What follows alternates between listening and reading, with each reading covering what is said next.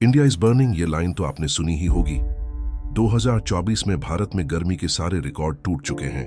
भारत के कई राज्यों में हीट अलर्ट तक जारी कर दिया है। लेकिन आखिर हम इस स्थिति तक पहुंचे कैसे?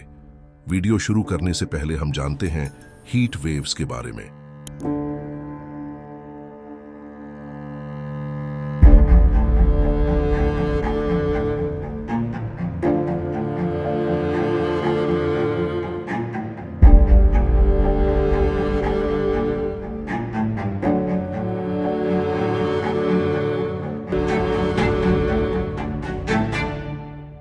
हीट वेव्स वह स्थिति होती है जब किसी भी क्षेत्र में लगातार 3 दिन से ज्यादा तक तापमान औसत तापमान से ज्यादा बढ़ जाता है। और जब ऐसा होता है तब वायुमंडलीय दबाव के कारण आसमान में बादल लगभग हट जाते हैं, जिसकी वजह से सूरज की रोशनी सीधा जमीन पर पड़ती है, जिससे जमीन और आसपास का वातावरण और भी गर्म हो जाता है। लगातार हीट वेव पड़ने की वजह से कई बार जंगलों में आग लग जाती है और स्थिति और भी खराब हो जाती है। इतनी गर्मी की वजह से लोगों के अलावा रेलवे, ट्रेनों, हवाई जहाजों और ऊर्जा ग्रिड्स को भी भारी नुकसान पहुंचता है। यहां तक कि भारत के दक्षिणी राज्यों के अंदर जब यह हीट वेव ह्यूमिडिटी के साथ मिल जाती है तब स्थिति और भी खराब हो जाती है। एक मानव शरीर खुद को ठंडा रखने के लिए पसीनों का सहायता लेता है, जहां पसीना निकलने की वजह से शरीर का तापमान नियंत्रित रहता है।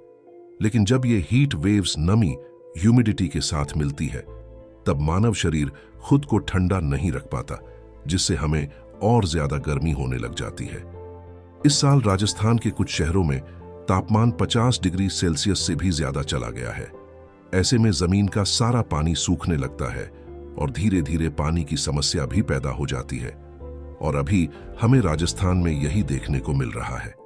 विज्ञान के हिसाब से मानव शरीर 55 डिग्री सेल्सियस से ज्यादा तापमान अच्छे से सहन नहीं कर पाता और ऐसे में हमें कई बार हीट स्ट्रोक और हीट स्ट्रेस जैसे मामले मिलने लगते हैं। और अगर ये तापमान लगातार 55 डिग्री सेल्सियस के ऊपर रहता है तो ये इंसानों के लिए एक मेजर थ्रेट बन सकता है। लेकिन आखिर इतनी गर्मी का कारण क्या है? तापमान बढ़ने का सबसे बड़ा कारण है कार्बन डाइऑक्साइड का उत्सर्जन। कार्बन डाइऑक्साइड कई चीजों से निकलता है, जिसमें फैक्ट्री से निकला धुआं, गाड़ियों का धुआं और जीवाश्म ईंधन का जलाना शामिल है। लगातार पेड़ काटने की वजह से कार्बन डाइऑक्साइड उतनी मात्रा में अवशोषित नहीं हो पा रही है जितनी होनी चाहिए थी। इसी वजह से ग्लोबल वार्मिंग भी बढ़ रही है और इसी के कारण हमारे ग्लेशियर भी धीरे धीरे पिघलते जा रहे हैं।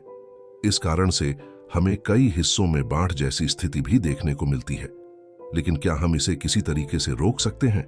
अभी तक तो यह चीज मुश्किल नजर आ रही है। मानव जनसंख्या बढ़ने की वजह से भविष्य में और भी ज्यादा पेड़ काटे जाएंगे और शायद हम कुछ ही साल दूर हैं जब भारत में औसत तापमान भी 50 डिग्री सेल्सियस हो जाएगा।